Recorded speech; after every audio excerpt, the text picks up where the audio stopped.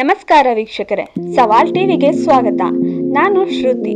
ನಮ್ಮ ಇಂದಿನ ರಾಜಕೀಯ ವಿಷಯ ಸಿಎಂ ಕುರ್ಚಿಗೆ ಸಿದ್ದರಾಮಯ್ಯ ಸ್ಪಷ್ಟನೆ.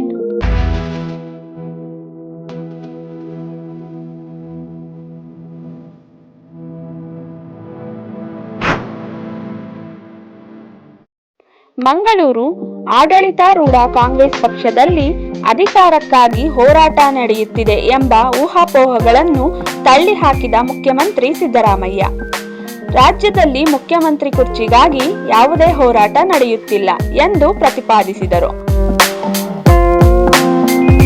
ಯಾವುದೇ ಹೋರಾಟವಿಲ್ಲ, ನೀವು ಮಾಧ್ಯಮಗಳು ಅದನ್ನು ಸೃಷ್ಟಿಸುತ್ತೀರಿ. ಹೋರಾಟ ಎಲ್ಲಿದೆ? ಅನಗತ್ಯವಾಗಿ ನೀವು ಅಂತಹ ಪ್ರಶ್ನೆಗಳನ್ನು ಕೇಳುತ್ತೀರಿ ಎಂದು ಮಂಗಳೂರಲ್ಲಿ ಸುದ್ದಿಗಾರರಿಗೆ ತಿಳಿಸಿದರು.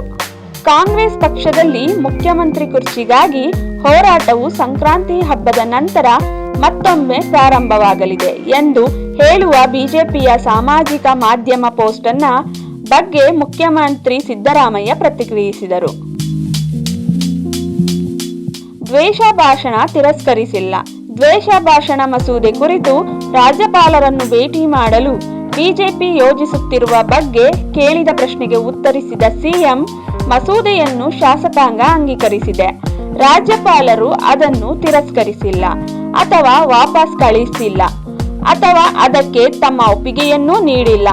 ನೋಡೋಣ, ಅವರು ಯಾವಾಗ ಕರೆದರೂ ನಾನು ಹೋಗಿ ಅವರಿಗೆ ವಿವರಿಸುತ್ತೇನೆ ಎಂದು ಹೇಳಿದರು.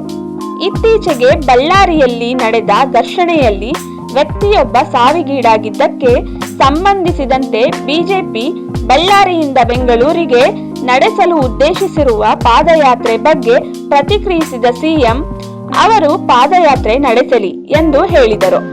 ನಾವು ಹಿಂದೆ ಒಂದು ನಿರ್ದಿಷ್ಟ ಕಾರಣಕ್ಕಾಗಿ ಪಾದಯಾತ್ರೆಯನ್ನು ಪ್ರಾರಂಭಿಸಿದ್ದೇವೆ. ಆಗಿನ ಲೋಕಾಯುಕ್ತ ಸಂತೋಷ್ ಹೆಗ್ಡೆ ಅವರು ಬಳ್ಳಾರಿಯನ್ನು ರಿಪಬ್ಲಿಕ್ವಾಗಿ ಪರಿವರ್ತಿಸಲಾಗಿದೆ ಮತ್ತು ಅಕ್ರಮ ಗಣಿಗಾರಿಕೆ ನಡೆಸಲಾಗುತ್ತಿದೆ ಎಂದು ವರದಿ ನೀಡಿದ್ದರು. ನಾನು ವಿಧಾನಸಭೆಯಲ್ಲಿ ಚರ್ಚಿಸಿದಾಗ ರೆಡ್ಡಿ ಸಹೋದರರು ಮತ್ತು ಯಡಿಯೂರಪ್ಪ ಅವರು ತೀವ್ರವಾಗಿ ಆಕ್ಷೇಪಿಸಿದ್ದರು. ಆದ್ದರಿಂದ ನಾನು ಪಾದಯಾತ್ರೆ ನಡೆಸಿದ್ದೆ ಎಂದು ಸಿದ್ದರಾಮಯ್ಯ ಅವರು ಹೇಳಿದರು. ಹೀಗೆ ಹೆಚ್ಚಿನ ವಿಡಿಯೋಗಳಿಗಾಗಿ ಸವಾಲ್ ಟಿವಿಯನ್ನು ಸಬ್ಸ್ಕ್ರೈಬ್ ಮಾಡಿ.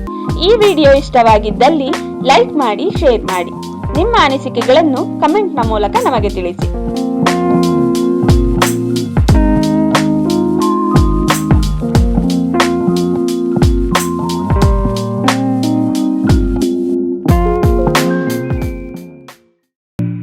ಸವಾಲ್ ಟಿವಿ ಸದಾ ನಿಮ್ಮೊಂದಿಗೆ.